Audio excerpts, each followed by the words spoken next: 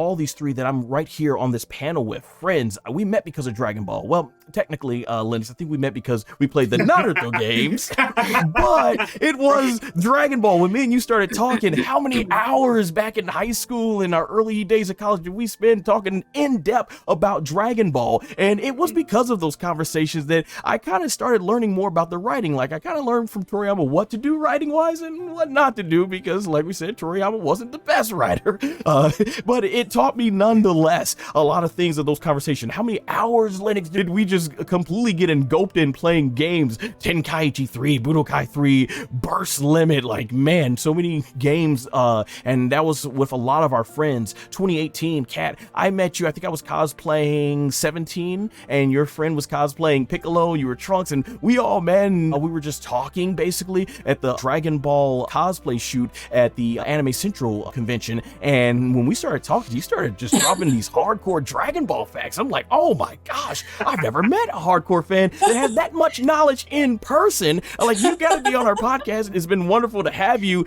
but that's because of Dragon Ball. Rebecca, me and you met in voice acting class, and I think I did some sort of voice where I was like, oh, this is the voice that I was doing, something that sounded like this, and you go like, you know who you sound like? Cell from Dragon Ball Z. And I turn to you and I say, perfect. And you were like, oh my gosh, yes. And we've been friends ever since then. So even the bonds I share with these three individuals here on this podcast, it's because of Dragon Ball that we all met. Rebecca, we made a short film also still in production, Goku Fanboy versus Vegeta Fangirl. Our love of Dragon Ball because of what Toriyama meant to us. Even Terrell, who helped us film that, the reason why he met me because I had my Dragon Ball hoodie on. He's like, yo, I need that hoodie.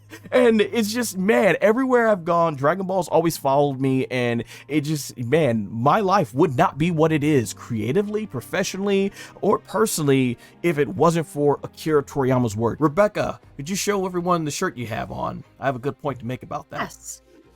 Yes.